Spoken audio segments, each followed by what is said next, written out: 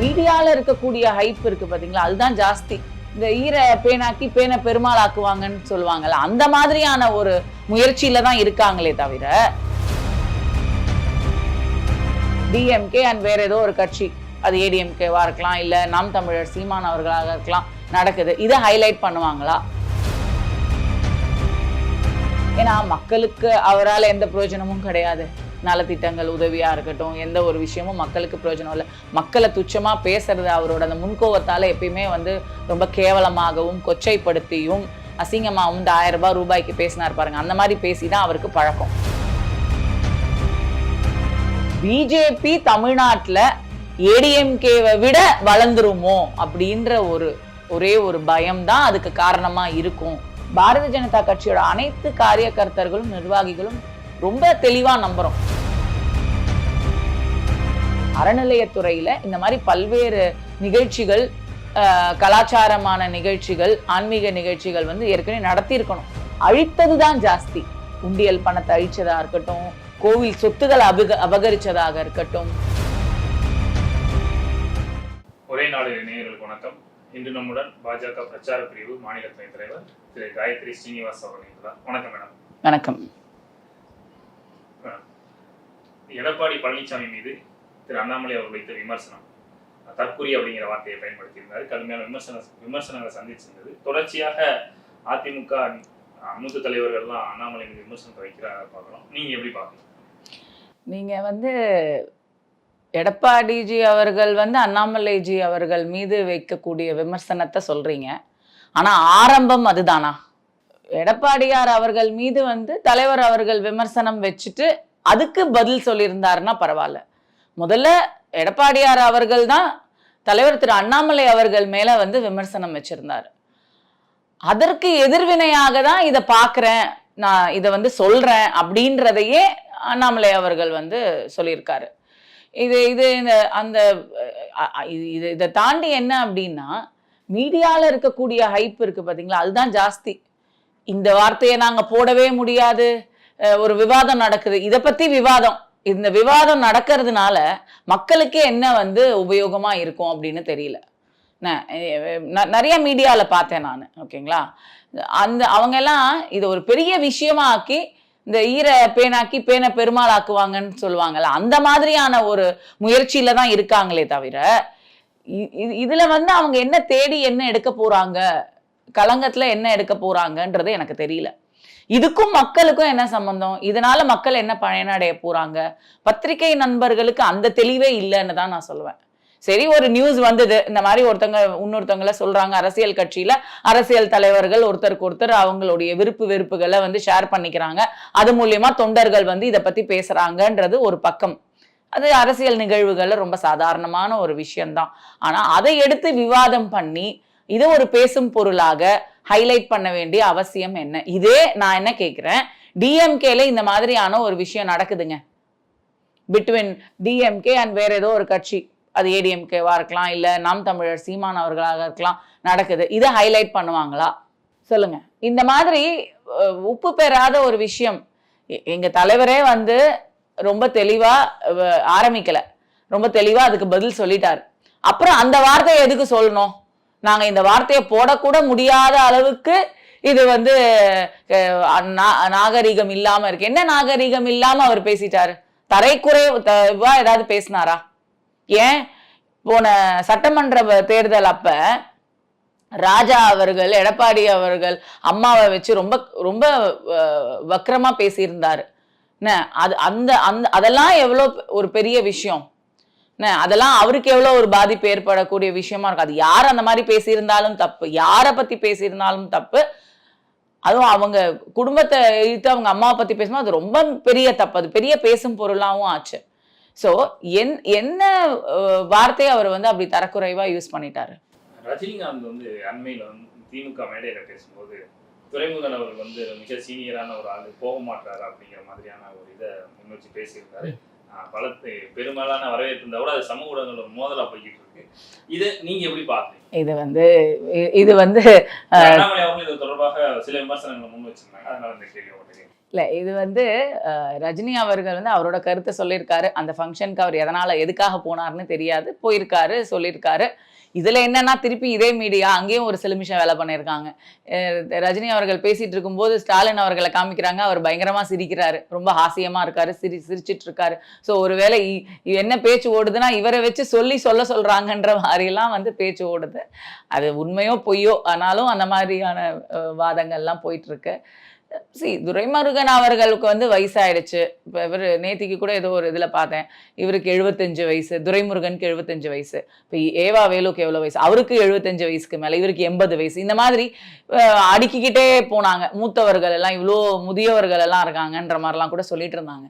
So இந்த எப்படி வந்து கிரிக்கெட் மேட்ச்ல என்ன ஒரு 30+ தாண்டிட்டாலே ஒரு ரிட்டையர்மெண்ட், மைட் பி 30 ப்ளஸ்லேருந்து ரிட்டையர்மெண்ட் அப்படின்றது ஒரு காமனான ஒரு விஷயம். அதுக்கப்புறமா நம்மளோட இயலாமை, நம்மளால வந்து ஸ்கோர் இண்டிவிஜுவலாக அடிக்க முடியல, இல்லை ஃபீல்டிங் இண்டிவிஜுவலாக நல்லா பண்ண முடியல, போலிங் இண்டிவிஜுவலாக பண்ண முடியல, இல்லை கேப்டன்சி ரிலேட்டடாலும் நம்மளால கான்ட்ரிபியூட் பண்ண முடியல, விக்கெட் கீப்பராக இருந்தாலும் அங்கேயும் உங்களுக்கு ஒரு தொய்வு இருக்குது. இந்த மாதிரி பல்வேறு விஷயங்கள் இருக்குல்ல, கிரிக்கெட்லேயே இவ்வளோ விஷயங்கள் இருக்கு. ஸோ அப்படி இருக்கும்போது நீங்களே ஏன்னா யாருமே கிரிக்கெட்ல மேட்ச்ல பாத்தீங்கன்னா அவங்கள வந்து ரிட்டையர் ஆக்கிக்கிறேன்னு தான் சொல்லுவாங்க.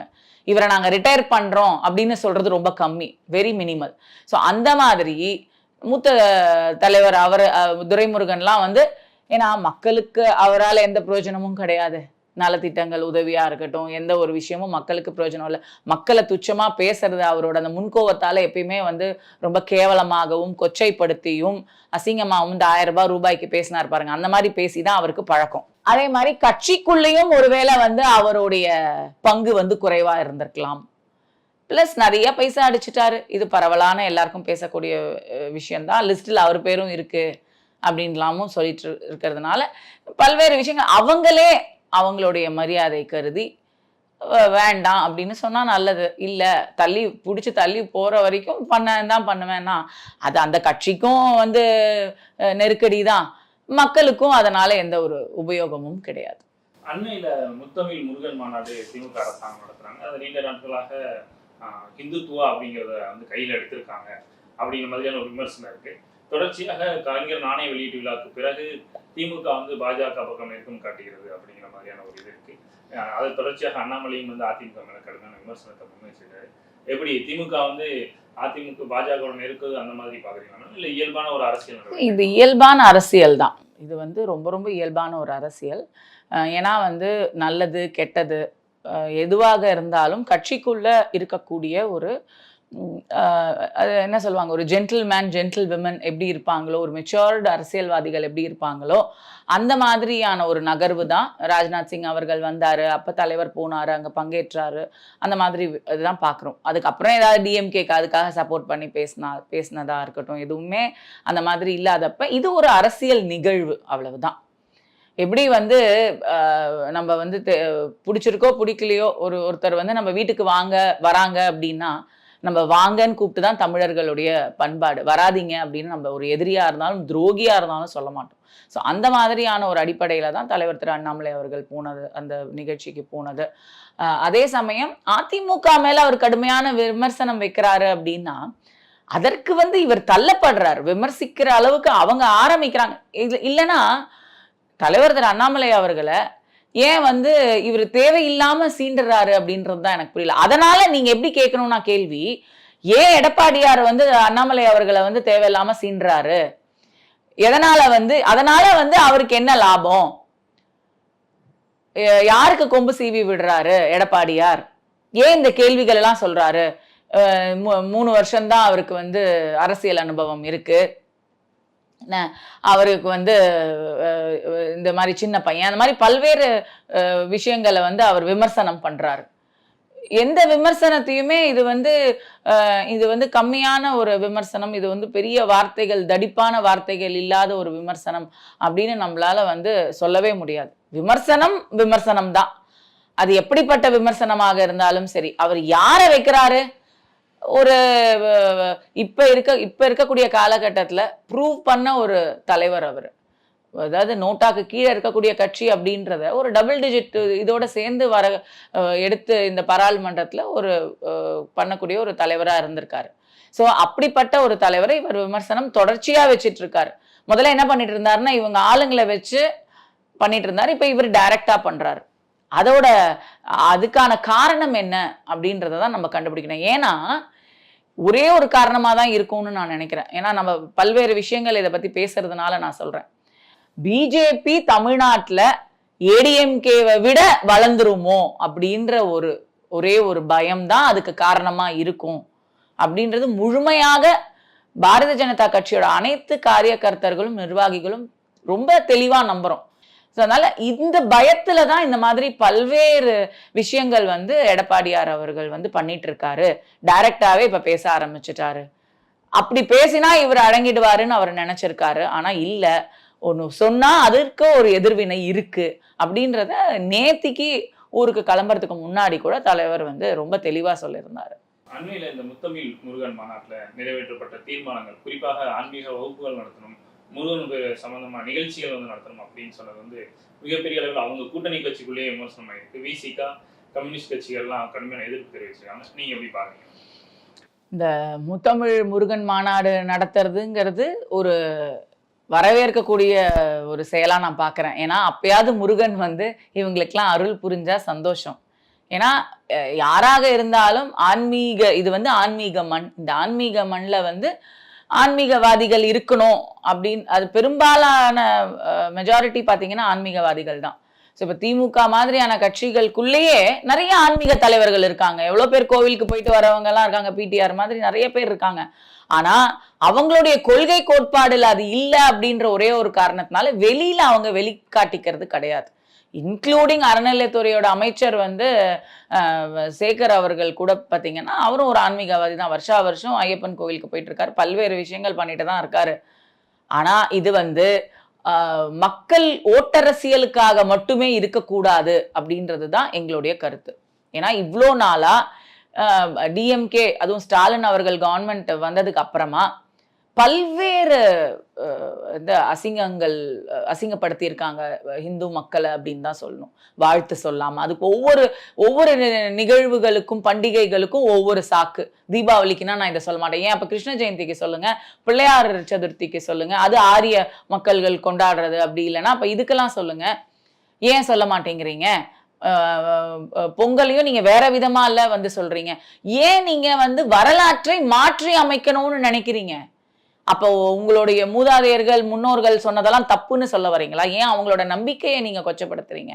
ஸோ இது மாதிரி பல்வேறு குற்றச்சாட்டுகள். உதயநிதி ஸ்டாலின் அவர்கள் வந்து சனாதனத்தை பத்தி பேசினாரு.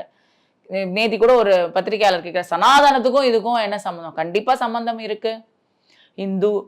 இந்து கடவுளை வந்து தூஷிக்கிறது, அதை துச்சமா மதிக்கிறது, அவங்களுடைய நம்பிக்கைகளை நீங்க வந்து துச்சமா மதிக்கிறது, அந்த கடவுள்களை வந்து இழிவுபடுத்துறது, இந்த மாதிரி பல்வேறு அவங்க நம்பிக்கைகள் மட்டும் இல்லாம கலாச்சாரத்தை வந்து பெருசா வந்து பேணி காக்காம அதை மாற்றி அமைக்கணும் அப்படின்னு நினைக்கிறது. இந்த மாதிரி பல்வேறு குற்றச்சாட்டுகள் வந்து இப்ப இருக்கக்கூடிய டிஎம்கே அரசு மேல இருக்கு. ஸோ அதனாலதான் இந்த முருகன் மாநாடுன்றது ஒரு கண் துடைப்பு, ஓட்டரசியலுக்காக வரக்கூடிய கண் துடைப்புன்னு மக்களும் நம்புறாங்க. பிஜேபி கட்சியும் நம்புது, மற்ற கட்சிகளும் நம்புறாங்க. இதுல அவங்க எடுத்திருக்கக்கூடிய சில இதெல்லாம் பார்த்தீங்கன்னா இந்த மாதிரி வந்து எல்லா இடத்துலையும் வந்து பள்ளிகள்லாம் வந்து ஆன்மீக வகுப்புகள் வந்து இருக்கணும் அப்படின்னு சொல்ற ஒரு விஷயமா இருக்கட்டும், இல்லை கிராமத்துலலாம் வந்து முருகன் அவங்க ரிலேட்டடான வந்து நிறைய இந்த இதெல்லாம் ஃபேன்சி ட்ரெஸ் எல்லாம் இருக்கும் தெரியுமா, அவங்க வந்து இந்த மாதிரி உடையெல்லாம் அணிந்து அவர் பேரை பற்றி பாடுறது, திருப்புகழ் பற்றி பாடுறது, அந்த மாதிரி பல்வேறு விஷயங்கள் ஆக்டிவிட்டீஸ் எல்லாம் பண்ணணுன்ற மாதிரிலாம் சொல்லியிருக்காங்க. நிறையா அந்த மாதிரி தீர்மானம் நிறைவேற்றிருக்காங்கன்னு வச்சுக்கோங்க. இதுக்கு எதிர்ப்பு தெரிவிக்குது விசிகா அப்படின்னு சொல்கிறாங்க, கம்யூனிஸ்ட் எதிர்ப்பு தெரிவிக்குதுன்னு சொல்கிறீங்க. கண்டிப்பாக அவங்க எதிர்ப்பு தெரிவிக்க தான் தெரிவிப்பாங்க. இதே மாதிரி போச்சுன்னா அவங்களுக்குள்ள பிளவு வரதுக்கு கூட சான்ஸ் இருக்குது. ஆனா விசிகாலையும் எவ்வளவு இந்துக்கள் இருக்காங்க, கம்யூனிஸ்ட்லயும் எவ்வளவு இந்துக்கள் இருக்காங்க அப்படின்றது தெரியும். நாத்திகவாதிகள் வந்து கம்யூனிஸ்டா வேணா இருக்கலாம், ஆனா விசிகா ஏன் இதுக்கு எதிர்ப்பு தெரிவிக்குதுன்னு எனக்கு தெரியல. ஏன் இவர் வந்து கிறிஸ்டியனா வந்து இருக்கிறதுனால அவர் அந்த மாதிரி எதிர்ப்பு தெரிவிக்கிறாரா திருமாவளவன் அப்படின்றதும் எனக்கு தெரியல. இது மாதிரி பல்வேறு அதுவே வந்து ஒரு முன்னுக்கு பின் முரணாதான் இருக்கு. இவங்க ஏதாவது ஒண்ணு பண்ணணும்னு நினைக்கிறாங்க, இது ஏற்கனவே பண்ணிருக்கணும். இது ஒன்றும் வந்து ஒரு பெரிய ஒரு விஷயம் சாதனை எல்லாம் கிடையாது. அறநிலையத்துறையில இந்த மாதிரி பல்வேறு நிகழ்ச்சிகள், கலாச்சாரமான நிகழ்ச்சிகள், ஆன்மீக நிகழ்ச்சிகள் வந்து ஏற்கனவே நடத்தியிருக்கணும். கோவில் கும்பாபிஷேகங்களாக இருக்கட்டும், நிறைய விஷயங்கள் நடத்தியிருக்கணும். ஏன்னா இவங்க வந்து அழித்தது தான் ஜாஸ்தி. உண்டியல் பணத்தை அழிச்சதா இருக்கட்டும், கோவில் சொத்துக்களை அபகரிச்சதாக இருக்கட்டும், நிறைய கோவில்களை வந்து மீட்டெடுக்காம இருந்ததா இருக்கட்டும், அதே மாதிரி கோவில்கள் எல்லாம் வந்து புனரமைப்பு செய்யாம இருக்கிறதா இருக்கட்டும், இந்த மாதிரி பல்வேறு குற்றச்சாட்டுகள் தான் இவங்க மேல இருந்தது. இப்ப இதெல்லாம் ஒரு கண்துடைப்பா இருந்து இந்த மாநாடு பண்ணிட்டா வரக்கூடிய உள்ளாட்சி தேர்தல்லையோ இல்ல சட்டமன்ற தேர்தல்லையோ இந்த மாதிரி ஒரு 2 மாநாடு பண்ணிட்டா இதுல இருந்தெல்லாம் நம்ம மீண்டு வந்துடலாம்னு நினைக்கிறாங்க. இந்த ஆன்மீக பூமியில அது நடக்காதுன்றது எங்களுடைய கருத்து. உரையாடலுடன் உங்களுடைய கருத்துக்களை பகிர்ந்து கொண்டதற்கு நன்றி. நன்றி.